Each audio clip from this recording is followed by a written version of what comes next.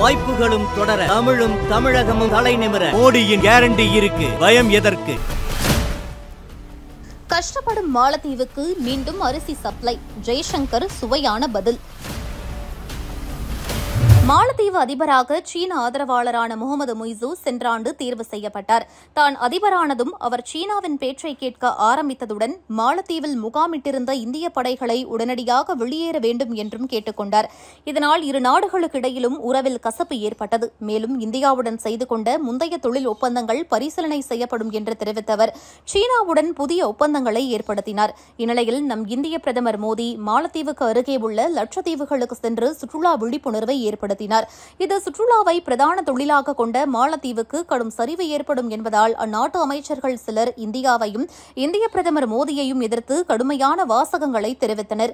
இதனால் இரு நாடுகளுக்கு இடையிலும் உறவில் சிக்கல் ஏற்பட்டது. மேலும் இனி இந்தியர்கள் சுற்றுலாவுக்காக மாலத்தீவு போகக்கூடாது என இந்தியர்கள் தங்கள் சமூக வலைதளங்களில் பதிவிட்டனர். இதனால் மாலத்தீவு செல்லும் இந்தியர்கள் பெருமளவு குறைந்தனர். இந்நிலையில் இந்திய அரசு அண்டை நாடு என்ற முறையில் மாலத்தீவுகளுக்கு செய்யும் உதவியை 24% என்ற அளவுக்கு நடப்பாண்டு வரவு செலவு திட்டத்தில் குறைத்தது.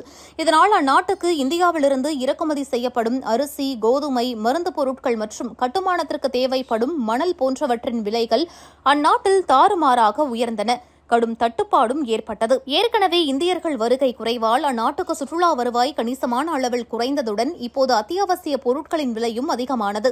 இதனால் அங்குள்ள மக்கள் கடும் வேதனையில் தள்ளப்பட்டனர். அங்குள்ள எதிர்க்கட்சிகளும் ஆளும் கட்சிக்கு எதிர்ப்பு தெரிவித்ததுடன் இந்தியாவிடம் மன்னிப்பு கேட்க கோரி அதிபர் முய்சுவை வலியுறுத்தினர்.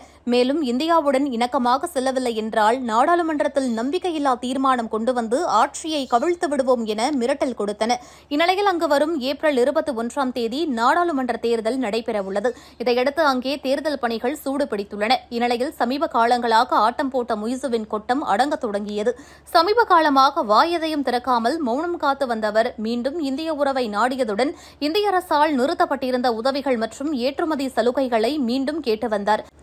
இந்தியாவும் இடையில் ஏற்பட்ட பகையை பொருட்படுத்தாமல் நம்மை நம்பிய அண்டை நாடு என்ற முறையிலும் இந்தியாவின் கொள்கையான அண்டை நாடுகளுக்கு முன்னுரிமை என்ற கோட்பாட்டின் அடிப்படையிலும் தனது கோபத்தை மறந்து மீண்டும் உதவிகள் தொடர சென்ற ஏப்ரல் 5 முடிவெடுத்தது. இந்நிலையில் மாலத்தீவுக்கு மீண்டும் உதவும் வகையில் அத்தியாவசிய பொருட்களை ஏற்றுமதி செய்ய இந்தியா அனுமதி அளித்துள்ளது. சர்க்கரை, கோதுமை, அரிசி, வெங்காயம் உள்ளிட்ட அத்தியாவசிய பொருட்களை மாலத்தீவுக்கு ஏற்றுமதி செய்ய இந்தியா அனுமதி அளித்துள்ளது. மேலும் 1 மில்லியன் டன் ஆற்று மணல் மற்றும் கட்டுமான கற்கள் ஏற்றுமதிக்கும் உடனடியாக அனுமதி தரப்பட்டுள்ளது. இந்நிலையில் மாலத்தீவில் அத்தியாவசிய பொருட்களுக்கான தேவை அதிகரித்த நிலையில் இந்தியா சரியான நேரத்தில் தங்களுக்கு உதவிக்கரம் நீட்டியுள்ளது என மாலத்தீவு அமைச்சர் ஜமீர் நன்றி இந்திய அரசுக்கு என்று தெரிவித்துள்ளார். இது தொடர்பாக அவர் எக்ஸ் பக்கத்தில் ஜமீர் 2024 மற்றும் 2025 ஆண்டில் இந்தியாவிலிருந்து அத்தியாவசிய பொருட்களை இறக்குமதி செய்ய மாலத்தீவுகளுக்கு ஒதுக்கீட்டை புதுப்பித்ததற்காக இந்திய வெளியுறவுத்துறை அமைச்சர் ஜெய்சங்கர் மற்றும் இந்திய அரசுக்கு நான் மனப்பூர்வமாக தெரிவித்துக் கொள்கிறேன். இது உண்மையிலேயே நல்ல ஒரு நட்புக்கான அடையாளம். இந்த நீண்டகால நட்பை குறிக்கிறது என்று கூறியுள்ளார். இதற்கு பதிலளித்த நமது வெளியுறவுத்துறை அமைச்சர் ஜெய்சங்கர் கூறுகையில், வெல்கம் அமைச்சர் ஜமீர் அவர்களே, எங்கள் நாட்டை பொறுத்தவரை அண்டை நாடுகளுக்கு தான் முன்னுரிமை தருவோம். இந்தியா கொண்ட கொள்கையில் உறுதியாக இருக்கிறது. அது மாறாது என அவர்கள் தவறை மறைமுகமாக சுட்டிக்காட்டும் வகையில் சுவையான பதில் அளித்துள்ளார்.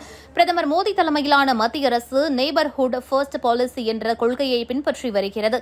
அதன்படி மாலத்தீவுகளுக்கு மட்டுமல்லாமல் அண்டை நாடுகளான ஆப்கானிஸ்தான், வங்கதேசம், பூட்டான், மாலத்தீவு, மியான்மர், நேபாளம், பாகிஸ்தான், இலங்கை ஆகிய நாடுகளுக்கு முன்னுரிமை அளித்து வருகிறது.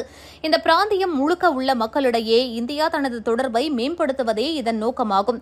மாலத்தீவுக்கு இந்தியா கடந்த 1981 ஆண்டு முதலே இந்தியா அத்தியாவசிய பொருட்களை அனுப்பி வருகிறது. ஆனால் கடந்த 44 ஆண்டுகளில் இந்தியா மாலத்தீவுக்கு அதிகபட்ச பொருட்களை அனுப்புவது இந்த ஆண்டுதான் என கூறப்படுகிறது.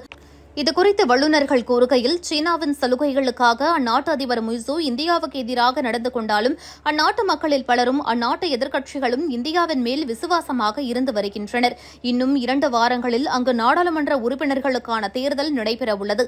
இந்நிலையில் அங்கு இந்தியாவுக்கு ஆதரவான பிரதிநிதிகள் அதிகம் தேர்வாகும் சூழல் உள்ளது. அப்படி ஏற்பட்டால் முய்சுவின் ஆட்டம் இன்னும் அடங்கும். அது மட்டுமல்லாமல் இந்தியா அண்டை நாடுகளுக்கு முன்னுரிமை என்ற கொள்கையில் உறுதியாக உள்ளது என்று கூறியது குறிப்பிடத்தக்கது.